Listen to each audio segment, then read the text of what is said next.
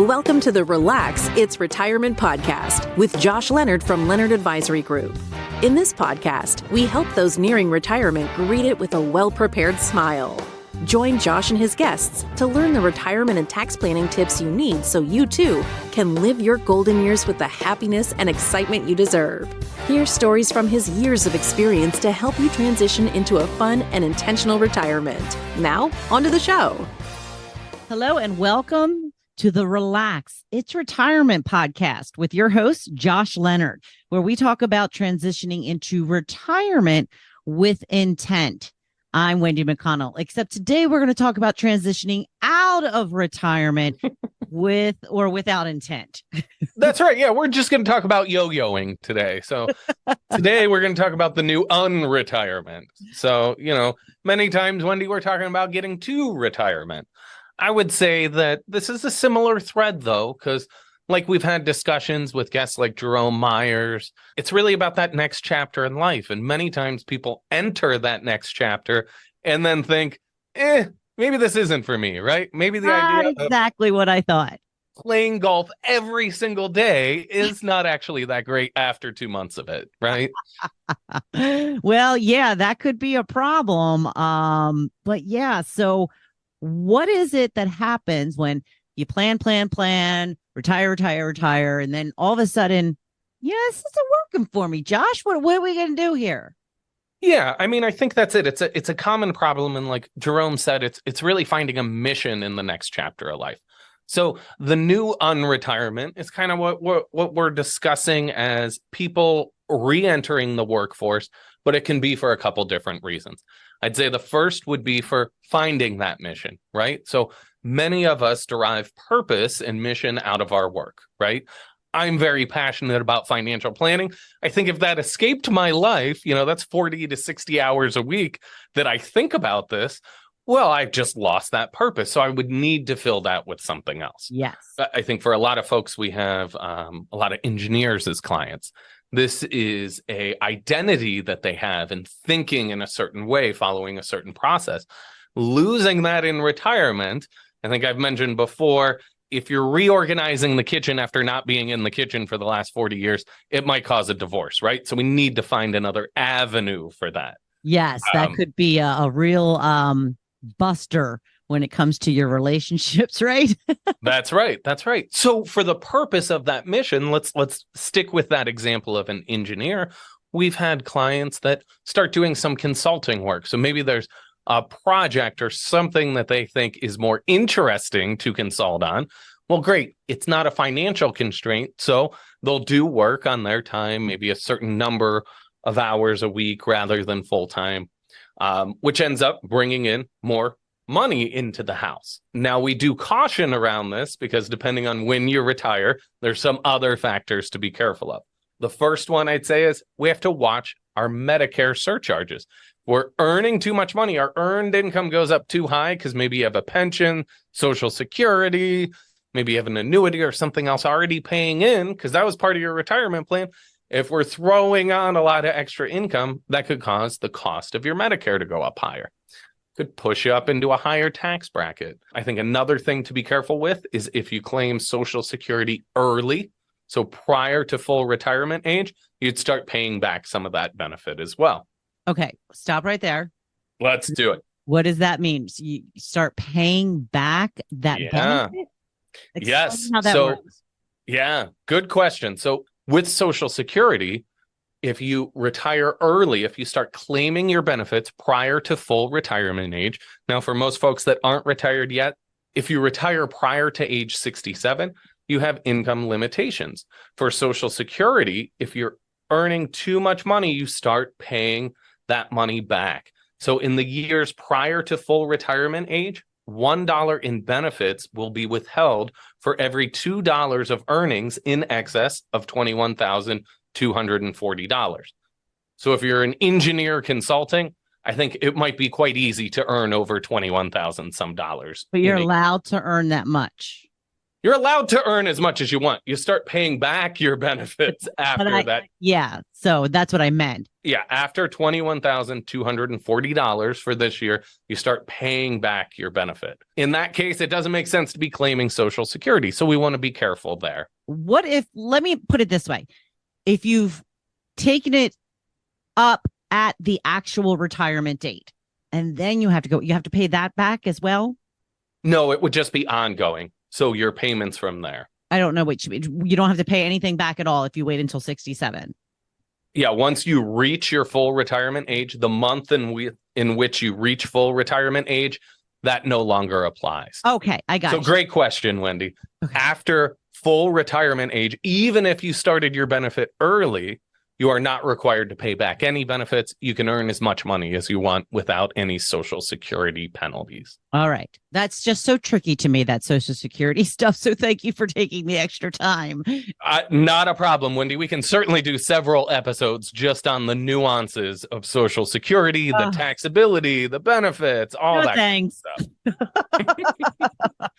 I'll lull you to sleep sometime with that wonderful information, Wendy. Don't you worry. Because for a lot of folks, Social Security is misunderstood too, right? We think that it's something the day we retire, we need to take. So let's go back to that engineer. The idea that maybe you retire at age 62 and a year into retirement, you think, I need to do something else. Maybe I'm going to do some consulting work. In that case, if you didn't claim Social Security yet, because you're deferring it, which you can do up till age 70, great, not a problem. If you had claimed your Social Security benefit, as many people think they do because they're retired, right? I'm retired, I'm taking Social Security. If you're taking that benefit, then we have to worry about those income gaps. I understand. So then you try to put off Social Security and draw from other buckets? That's correct. Yep. So we may want to look at starting to withdraw from our IRAs or our 401ks, some of our retirement accounts, or maybe our savings. In this example, I would say, hey, if we had lined out a plan for this engineer and he is taking whatever income out of his 401ks and IRAs so we can defer Social Security. Well, if you start earning income, great. Stop taking that money out. It's not really a problem. That's quite easy and flexible to deal with. Okay. So what else do we have to consider? Sure. I would say, those are the two big ones with earning caps. I would say another reason that a lot of folks go back to work is they're worried, right? So last year when the market went down, oh no, my retirement portfolio is down substantially. I need to earn a little bit more money. So in that idea, many folks we see will go back to work and do sort of a fun job, right? So maybe they do like golfing. So maybe they'll cut grass at the golf course and then they get free tee times too, right? So then, or discounted, I don't know, depends on the course, I guess. But if you're passionate about something, maybe you can tie that in. So we had talked kind of pre-show, Wendy, about your pickleball habit. Maybe in retirement, you can get some extra pickleball time in by coaching or doing lessons. Then you're doing what you want to do in some way, shape, or form, but also earning a little bit of income there. Yeah. All right. I'll get with you and we'll figure out how I do that in the most proper way. So if you drop off as co-host really soon, we'll know that you went pro with pickleball. Is that what you're telling me? Well, I don't think I'll ever go pro, but I could teach those who can't teach, right? Ooh, yeah. Well, that could be the case. So yeah, many folks we see going back into the workforce just to earn a little bit more income too. When we think through the statistics, it's pretty amazing. I would say about 57% of people, they say, choose to go back to work due to personal reasons. 53%, so about half of the people entering back into the workforce is that they need more money. 52% also cite boredom. So they just don't know what to do. It's that mission, like we talked about, feeling lonely. So that loss of social connection. When you're working all the time, you're talking to people, right? And although maybe you don't like seeing Bob at the water cooler every day, you might start to miss him if you're stuck at home with the cat every day. I will not miss Bob. I mean, the rest of them, yes, but not Bob. Definitely not Bob. A commonly incited one now is inflation, right? So now a lot of people are sort of second guessing. We went through a long extended time period without the impact of inflation really being felt, right? It was very minimal inflation. for an extended period of time. Now people are like, oh my gosh, the cost of a new car, the cost of eggs was a recent one, whatever it might be. Things have jumped up so substantially that people are starting to be a little bit more worried about their money. And I get that. I think, another important thing to think about is the emotional side of working. So, there's the mission that we have some purpose, there's the social connection, but also just the emotions. I think sometimes when we're left by ourselves, it's lonely, right? And we experience maybe some sad feelings, or we start watching the news too much is a common problem we have too, where people get really depressed. So being around other people, being involved in the world sometimes helps us maintain a more positive mindset and a more positive emotional mindset. Now, Wendy, is there anything that you've ever undone? So have you ever gone through a transition and then sort of reverted back? One time I was going to go on a trapeze and I climbed back down after I looked down, but getting on top. But I don't think that's what you mean. That might be a wise decision. I'll take that one. Oh, I'm sure there's something, but I can't think of it off the top of my head. Okay. Yeah, I would say for me, there was a big one when I finished high school. I thought, oh, you know what? I was working a couple jobs, made some good money, got a traveling job, and thought, I don't need to go to college, right? I'm done with school. Well, about 6 months into that, I stopped going to school and decided I need to go back. So the next year, I ended up taking a year of a break, but I went back and I'm quite glad that I did in hindsight. But I think sometimes as we're progressing through life, we go up and down where we're thinking about this is the path forward. Once we have that adjustment, we realize it's not actually the green grass that we expected on the other side. Yes. So one of the things that we have to kind of plan for is where we're going to put our focus. That kind of thing. And keep in mind that a lot of people just want to move when they retire. I'm going to move to someplace warm. And they might not realize how much they miss their family or how much they actually hate the southern states. And I think another thing in terms of planning that we see is people move and then they realize the tax impacts of living in another state. So we've had a few. My parents, in fact, recently sold their home in Pennsylvania and moved to Ohio.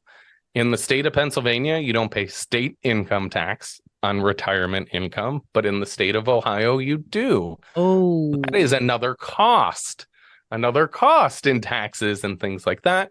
Which, for some folks, if you're unaware of this and then all of a sudden you file your taxes and think, oh, there's an extra 4% or whatever it might be tacked onto my income, maybe that's a reason to look at going back to work part-time as well. Yeah, true. All right. So yeah, Wendy, unintended tax impacts can be one negative downfall of relocating. I think another one can just be maybe the sentiment of the new area or the social circles or maybe certain clubs that you had that now you grow to miss. We have clients that seasonally will spend time in Florida or in other places. And at first, they have a hard time finding maybe the same clubs or things like that. So work can be another way to get involved in the community. Yeah. Going back to work part-time enters you into a new community of people as well. Yeah, so that's one thing to always think about when you're getting into a new situation is, the fact that you may not always like this decision. Like I've always thought, I'm going to go to Florida. I'm going to move to Florida. That's going to be where I end up, and I've changed because I decided now I'm going to be a snowbird. That's right. That's my dream. I'm just going to go down there for the coldest month. And then I'm going to stay here at my happy little home. Mm-hmm. So what do you hope to do in Florida? What's the attraction? Just the weather or? The weather is the predominant thing. I like warm weather and I despise cold weather, and I can play pickleball 24/7. There you go. Don't have to switch to racquetball in the winter. That's right. Very good. And as a pickleball coach in retirement too, you have that flexibility. I think if you are seasonally, so if you're a snowboard working in different areas too, make sure you're aware of any labor restrictions there as well, or as if you're intending to claim one state as your primary residence, make sure that you're aware of any rules or regulations there as it relates to work as well. So don't be a cheater. Don't be a cheater. Be honest. That's always, it's just a generally good rule in life. Now, do you think that you would be someone who would change your mind about retirement? Because, since you deal with this all the time, I think that Sure. you would certainly try to find a new focus before you delved into something like that, maybe even a partial retirement. Yeah, I think as a financial planner and thinking about this a lot, I see that things evolve over time. Now, right now, I would say my goal is more around work optional, where I have enough in savings and I have enough that I know that my wife and I will be okay. That's sort of our goal, more than, hey, I'm going to hang up the cleats and get the golden watch, right? I don't know that I'll ever fully retire. I think that I like being involved in businesses, so I might take a different avenue later in life. But I would say a full retirement is not something that I foresee at this time. However, my dad always told me this. I'm never going to retire. Why would I retire? I don't know. I like what I do. I have flexibility. Why would I do it? Well, during COVID, he had a bit of a health scare, which changed his mindset around that of, hey, you know what? Maybe, although I love my work and I love what I'm doing and it's not really stressful to me, maybe there's something else I want to do to fill my remaining time left. So sometimes we have events in life that sort of change our perspective there as well. So when you unretire, the good news is you can also re-retire as well. Could you imagine? Nobody would unretire if you couldn't re-retire. Are you aware of Matthew McConaughey's book Green Lights? Have you read this? Yes. Okay. Do you recall the volatile relationship that was his parents' marriage? I read a lot, Josh. Okay. So refresh my memory. And for those of you listening that have no clue what I'm talking about, his parents were married 3 times and divorced twice. Okay. Yes. So we can and redo things, right? If we learn anything from very cool Lincoln commercials that really raised eyebrows a few years ago and sort of brought Matthew McConaughey back into our focus. I was listening to the audiobook recently while exercising, and I thought, oh my gosh, what a genuine love and genuine relationship that, although volatile, to be able to go back and forth like that is quite amazing. They just couldn't break apart from each other. Yep. So I think that's it. Like in all things with planning, we want to have a projected path and plan accordingly, but let's build some contingencies in there, right? So if we're thinking about Social Security in particular, we need to say, hey, what's our contingency plan? If we decide, hey, you know what, maybe I'm going to go back to work. Maybe we defer taking Social Security until full retirement age. We look at spending down some of our other savings. Mm-hmm. Maybe if we've reached full retirement age and we're still a little bit bored, maybe we look at doing something different. Maybe we look to maximize income for the next group of years while we still have the energy to do so, and then wind that back down in later years of retirement. So we have that flexibility. I would say we always want to plan for the worst case scenario when planning for retirement, right? If we have additional income overall, even if we're paying back Social Security benefits, it's still net more income coming into the household. So that's a good thing. It's not a terrible problem to have. You're not going to run out of money because you're earning too much money, right? That's not the failure rate. The failure that most people are concerned about in retirement is just that. It's running out of income. So we need to adjust some things if we're going back to work, maybe reset some of our expectations, update our plan, but ultimately it's not that damaging. I would say if you're nearing retirement, this is a good thing to think about a little bit more and build in some of those contingencies into your plan, as most Americans are at least considering it at this point once they do retire. Mm-hmm. Okay, so if we have some more questions about unretiring and retiring, how does everybody get a hold of you, Josh? Yep, they can reach out to us at 412-998-PLAN. They can email me at jleonard@leonardadvisorygroup.com or check out our website at www.leonardadvisorygroup.com. We'll also link in the show notes a link to my calendar for a 15-minute phone call. And we do have a report the unretirement, that goes through some of the points that we covered today. So you can download that as well. All right. Sounds good. So thank you for joining us on the Relax It's Retirement podcast. Please like, follow, and share with your friends. Until next time, I'm Wendy McConnell. Thank you for listening to the Relax It's Retirement podcast, the show that helps you transition into a happy, fun, and intentional retirement. Click the follow button to be notified when new episodes become available.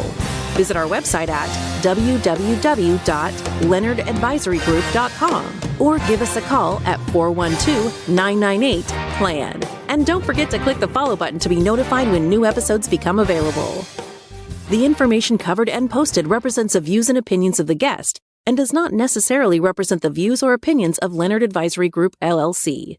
The content has been made available for informational and educational purposes only. The content is not intended to be a substitute for professional investing advice.